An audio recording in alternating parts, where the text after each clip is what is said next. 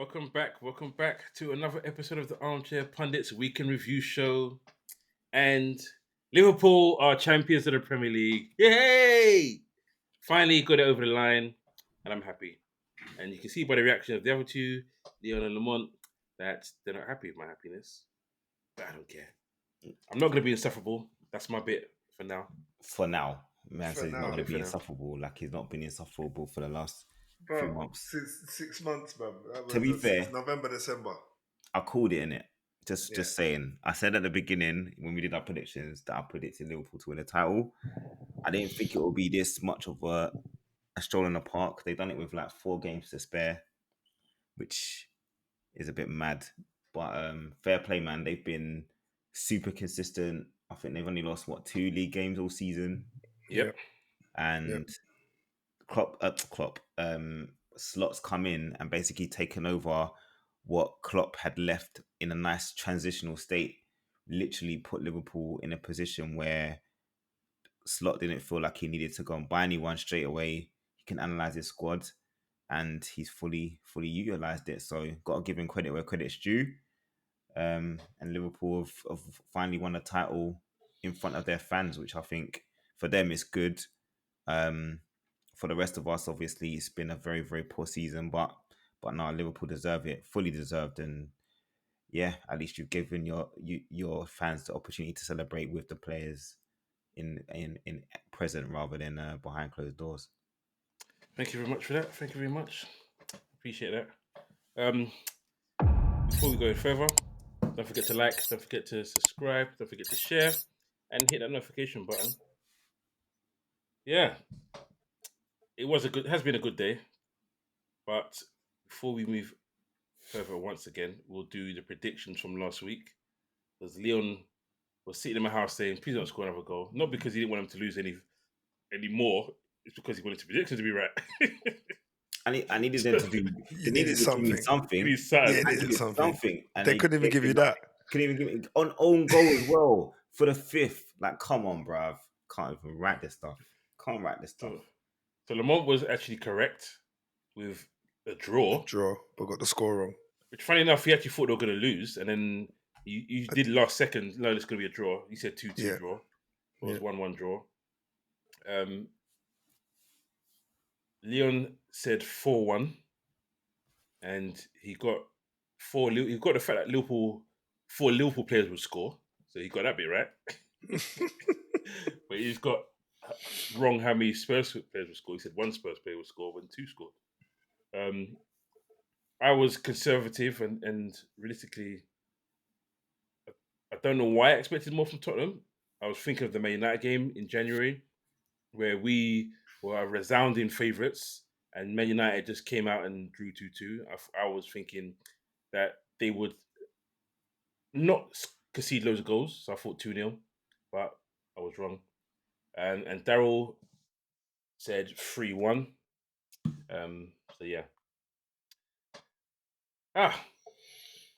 Everyone was way off this week. Not way off, but no one got anything this week.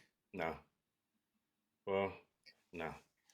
To be honest, I don't know what anybody expected from United or Spurs this weekend, to be fair, because I think everyone knew the results weren't going to be favourable for either of us. I thought you were going to be fair, I thought you would lose, so that's something. Yeah. Yeah.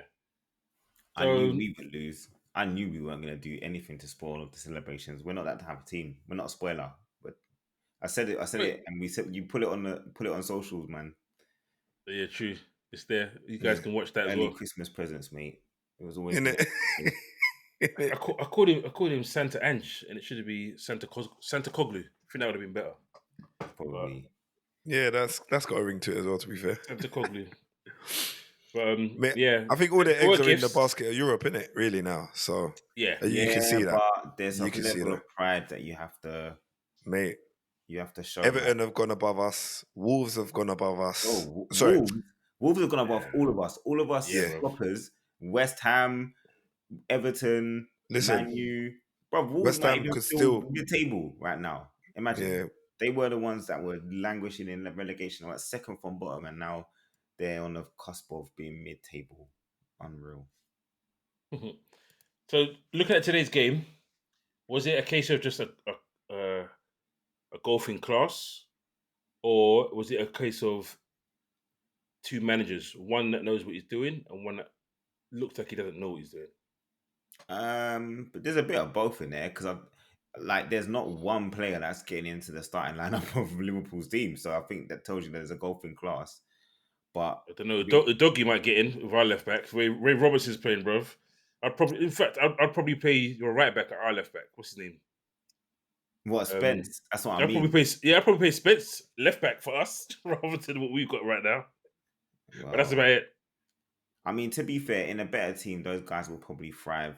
But no, there's a golfing class, but also there's an element of Ange protecting the team for the Europa League, which we knew would happen. But again, it's setting up the team in the right way, and you never ever felt that Tottenham were gonna get anything out of today. Not one. They're not one moment. Even when they went ahead, I just knew going ahead was just gonna wake Liverpool up quicker. That's all I knew was gonna happen. It's exactly how it went down. We got a corner.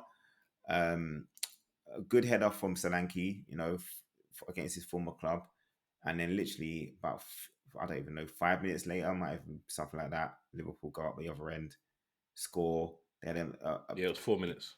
a couple of close offside calls as well, and then it was 2, and then it was 3, and it's like it was almost a case of when will it stop. And I was just hoping it stopped at 4 because I wanted to get my prediction right. But it sounds bad when you're predicting your own team to lose 4-1, but that is the story of our season. Yeah. And like it just shows where we've fallen to. And every single week you guys have been questioning me about my Ange in and out. He's not good enough for what we're trying to do.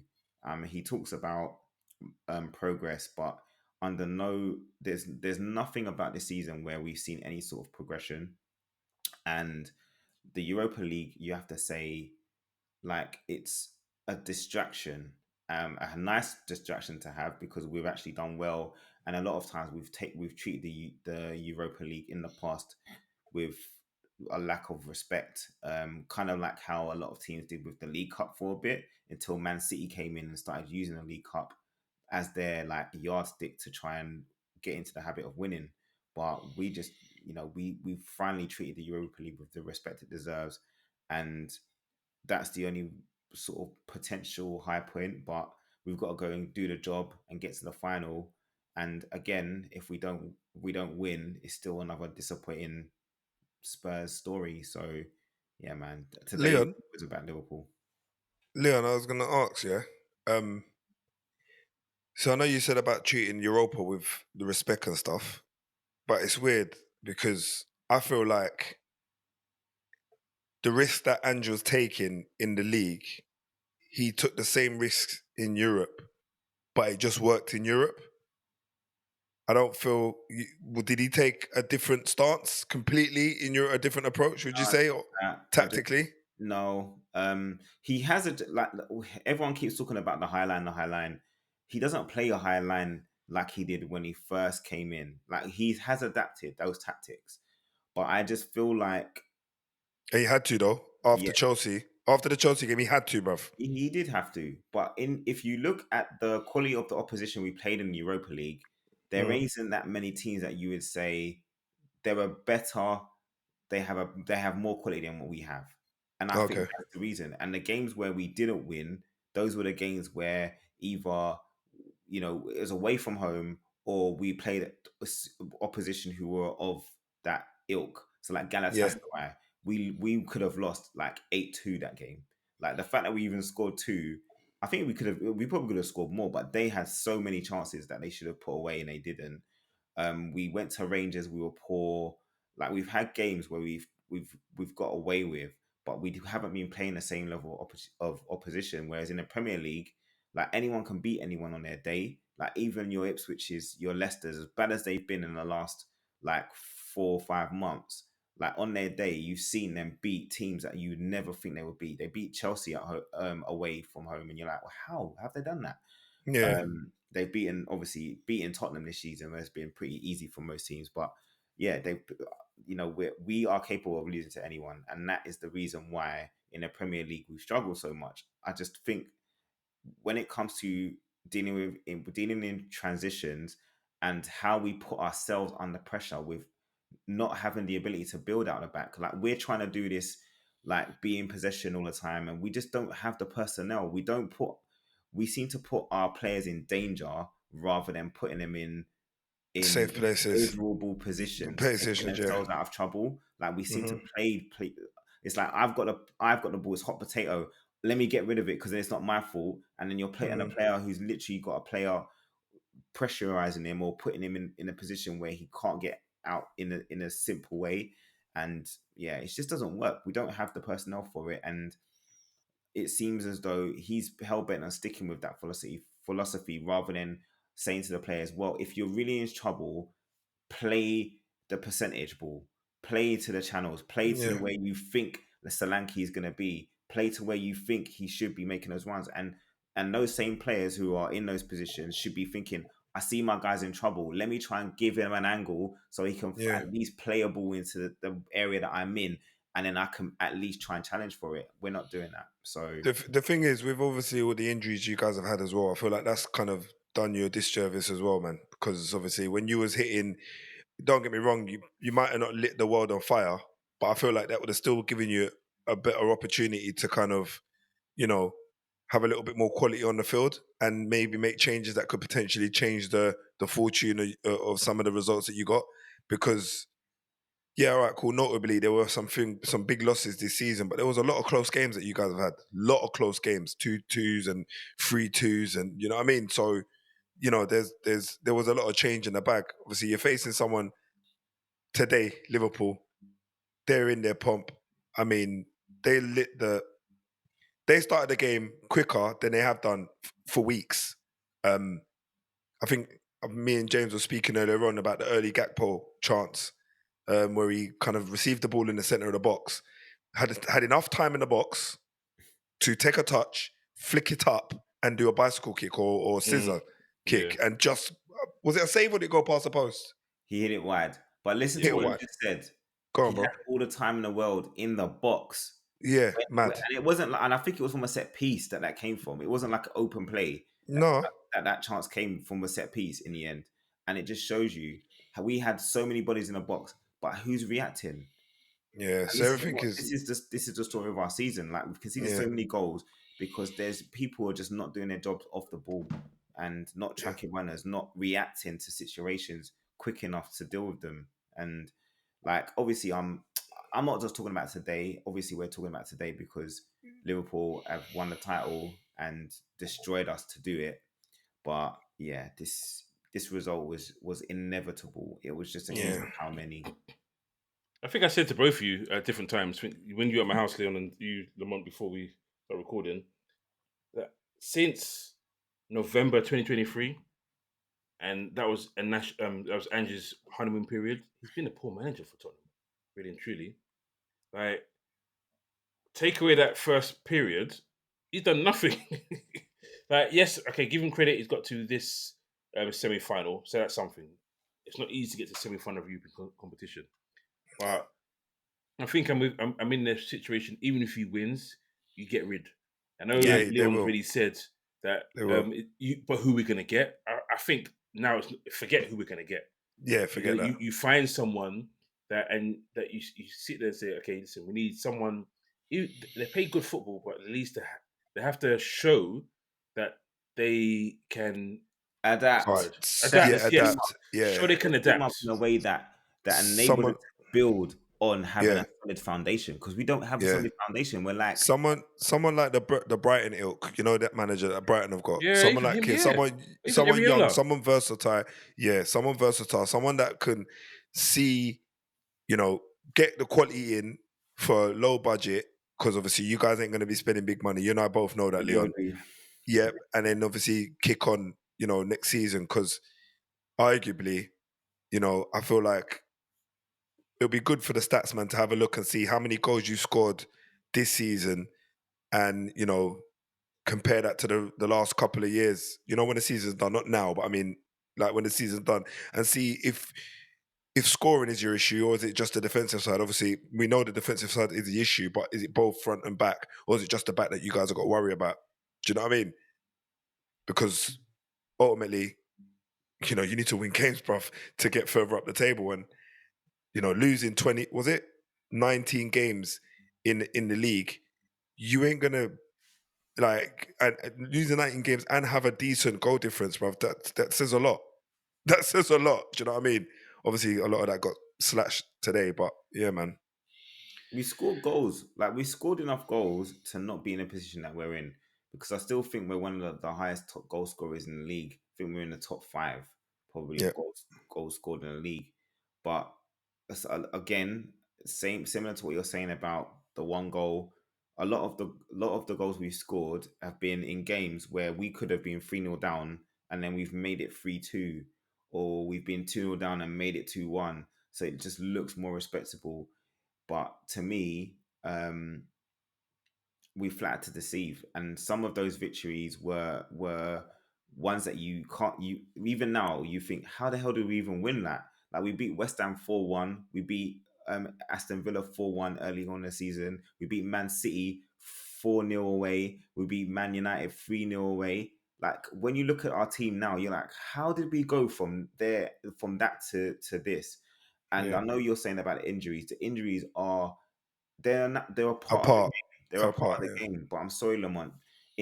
We've had crapper teams in this Tottenham team and performed better, had less losses. Like, we've been average. We've had average managers, and they've never done this bad. Like, there's people we've had as caretakers who have done better than what we've done now. And even like we have Ryan Mason. I was like, why have we got Ryan Mason on as our caretaker on the eve of a cup final, and the team performed better than what Ange's done, and Ryan Mason's still at the club. So it's just like, yeah, I agree. And then, he needs to go, regardless of the Europa League. The best thing he can do, he'll maintain his second season trophy cabinet thing, which I still think is a tall order. But yeah, I know we need to move on. So I mean, it's interesting because obviously, whilst Tottenham have been looking for a decent manager to settle things, Liverpool have just gone from one great manager to another, and you call him great? Safe, fam. well, bro, no, great. bro. Listen. When you're successful, at the job, and you're taking. Let's be honest, Liverpool, they may not have been in the trenches, but they weren't doing as well as what you would say they should have been. With the likes of Gerrard, Xabi Alonso in the squad, they should have had a lot more titles behind them. But obviously, them times there, you had other teams dominating. You gone and got Arne Slot just to come in and almost take the baton and try to kind of run with it. And he's got all guns. He's gone in all guns blazing. I think you guys got one of the best defenses in the league. Second best. There you go. And you scored the most goals. You scored the most goals. So the question I'm going to ask you, James, does he go on a winning run for the rest of the season, or does he just let the boys do what they want to do? Pay Alisson up top, put Van Dijk in goal. No. The old school Sunday League vibe. Yeah. when listen, I'm screaming. Leon's there. I'm cussing because I'm seeing Nunes come on and Chiesa, who I want to see rather than Nunes, because I know Nunes is finished. I don't want to see him, and he's still sticking with the same guys that he wants to play. He's not sitting there saying, okay, you know what, it's 5-1, we've won it. Chiesa's on 4 appearances, 5 gives you a league medal. He's just letting him sit on the bench still, bro. So there's no sentimentality with this guy. Nah, clearly there's not. None there at all. He's like, get the job done, and the best way I can. So I think he's going to go through that. Will we win every game? Maybe not, because we're going to play against an Arsenal in a couple of weeks, and for us, there's not much riding on it apart from not losing at home to Arsenal. But everything else is just a much of a muchness. So I don't think he's going to put everything to bed and say, go on holiday, guys. He'll have a target, maybe the points tally, only finishing with 2 defeats, because I said, up until recently, he had never lost 2 games in a row as a manager. in his whole What, career. as in his career? Oh, In wow. his career, he'd never lost That's a two games big in a row. accolade. And then he lost to Newcastle. So domestically, he lost to Newcastle, and then he lost to Fulham. So he'd never done that before. So I think the style of manager between Klopp and Arne, though, Slot, gives me the vibe of Arne. So Klopp seemed to me to be a better man manager, but maybe Slot is maybe just, I've given you a target, and that is that's what we're achieving, and I'm going to achieve it with this group of players. The others I'm not really interested in, because if they're not putting themselves in a good position for me to even put them into consideration, then forget them. He doesn't seem like he takes any passengers, bruv, to be honest. yeah. Well, He doesn't. it's funny you say that, because Salah was just saying that Slot allows him not to have to track back as much. Yep. Like, he's given a little bit of freedom, whereas Klopp demanded that everyone had to put in a shift. And I guess that is one of the reasons why I think people were saying that Klopp's style of football is not long term. It's not sustainable long term, because you have to do so much running. The way Liverpool are so efficient now, where their usage of the ball is different to how they were. Klopp was very direct, whereas they do tend to mix things up with Slot. And I think that's the one thing that I think probably caught people off guard, was going from how Slot's style of football was to Klopp's style of football. I think people thought that Liverpool would struggle a little bit more with that change, but it seems as though He didn't change he's much. taken the best things from what Klopp did and adapted to certain things to his style. So when they wanted to be patient, they'll be patient. And there's games where James was pulling his hair out because Liverpool appeared to start slow. But part of me thinks that was Slot trying to instill his style a little bit to see who can adapt to it, how the team responds to it, and whether it can work in the Premier League. And then when those things may not have worked so well, second half, they just bombarded you with just attack, and you couldn't do anything about it. And that's the Klopp style. And I think he's just done really, really well at adapting to that situation. And I think they had a little bit of a lull the last few weeks where they hadn't really performed well, but that's what you have to do in title run-ins. Like, you have to just get the results. And you've seen it with many teams saying, they started off the season so well, but when it came to and then they the tail end, off. they needed to get over the line. We've seen it time and time again. We've seen Man U do it. We've seen Chelsea do it. We've seen Arsenal do it in the past. Even when they done the Invincibles, they drew like 12 games or something like that. Yeah. And a lot of those came at the end of the season. So, like, I think Liverpool deserve all the credit that they're going to get from all of the pundits and plaudits from the media. But for Slot to come in his first season and win the Premier League, I don't think, apart from Mourinho, he's the only manager to do that, isn't he? No, I think it's another Chelsea guy. It wasn't. Conte. Conte did, didn't he? Yeah. Conte done the same thing. They did. See, the funny thing is, you're going, Leo. Sorry. No, but I was just going to say, if for him to have done that when you that's an accolade over from a manager who had such a big impact on how Liverpool had transitioned from being a club that wasn't really achieving enough to what they are now. It just shows you how good a job Klopp had done in setting up that transition. I think he done amazing. See, the funny thing is, the Taylor thing, not you, Leon, specifically, is people got this view that Liverpool were limping. And I think it's more performance-wise. You look at this, you actually look at the stats. Liverpool's first 16 games, yeah? And I'll put this up on the screen later. First 16 games, 39 points, 37 goals scored, 16 against, 7 clean sheets, 25.6 shots, 16.3 shots faced, expected goals 36.9, and distance games run 108.4 kilometers. Now you look at second half of the season, last 17 games, 40 points as opposed to the 39. Goals scored 38 as opposed to 37. Goals against 15 as opposed to 16. Clean sheets 7-7.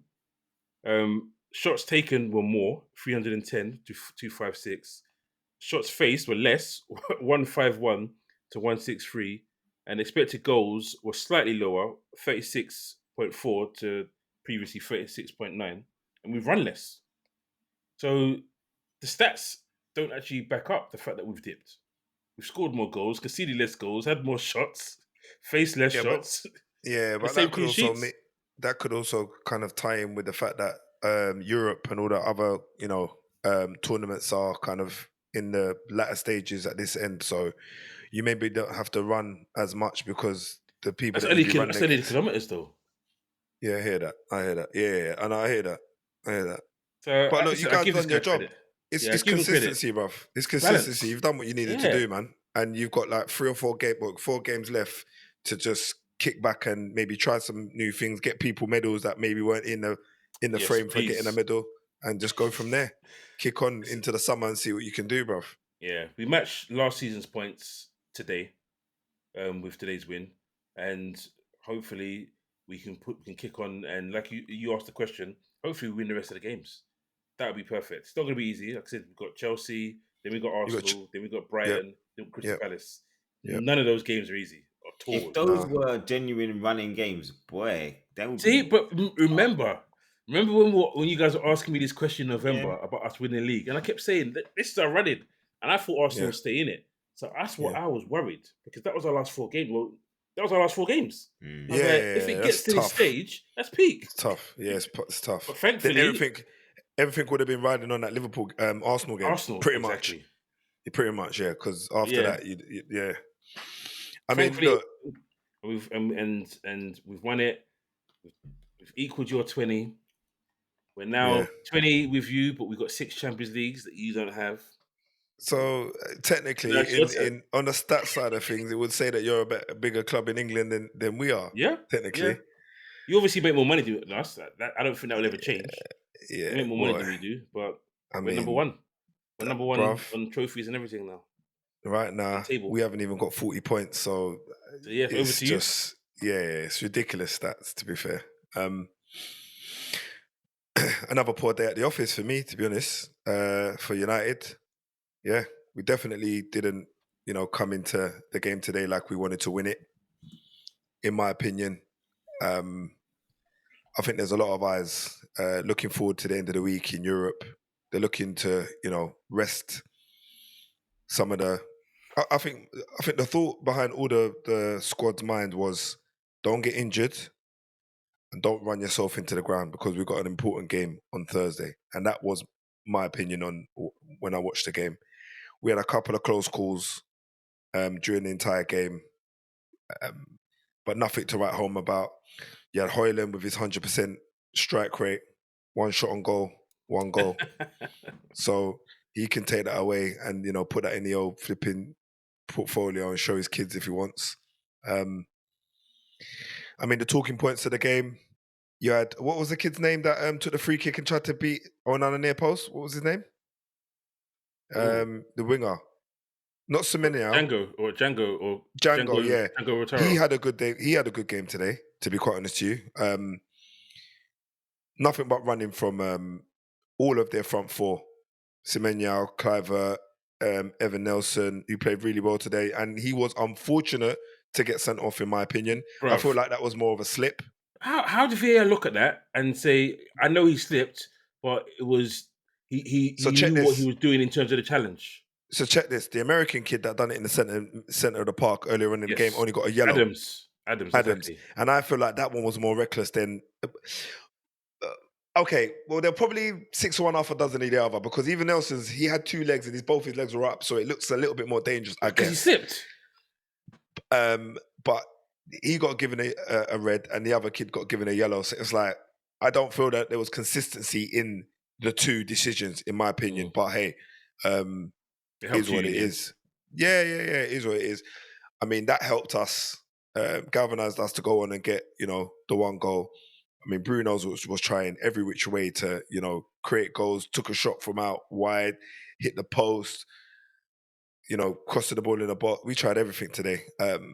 Honourable mention to Cheeto, came on, managed to kind of dig himself out a chance off his own back and got a shot on target as well.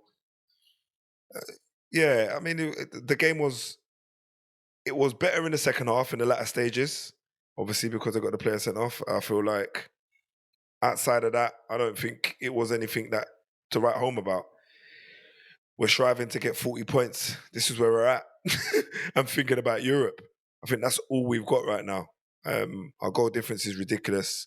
We've lost way too many games, and our focus needs to be on Europe and getting some new signings in the summer, i.e., Carl Walker Peters, You really want Carl Walker Acuña's. Peters?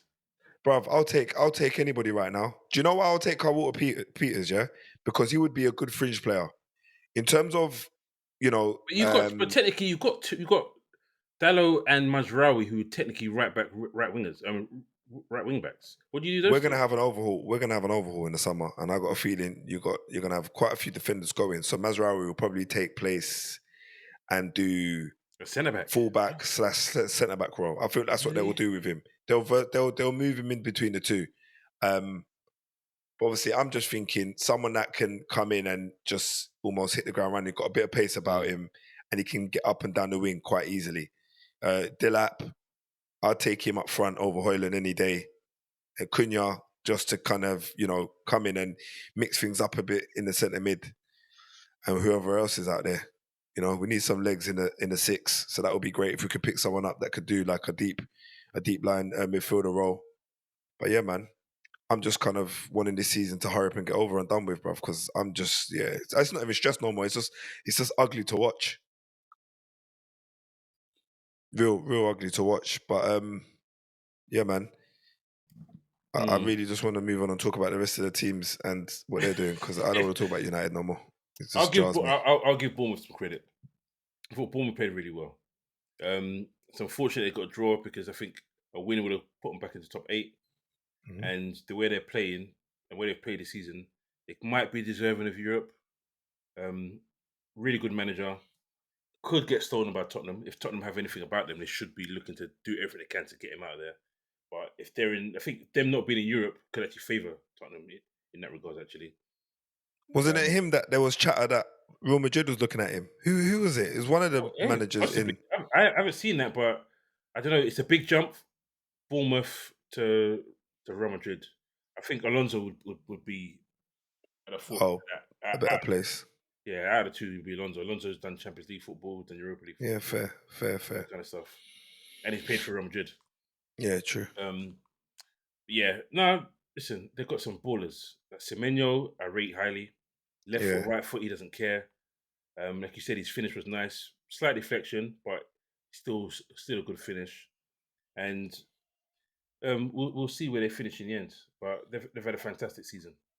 For me, Semenyo and Eze are two players that come to mind straight away that are in teams that I feel like are a little bit below their level that they could do with kicking on just to kind of, lift their level a bit, in my opinion. So just that little word on that.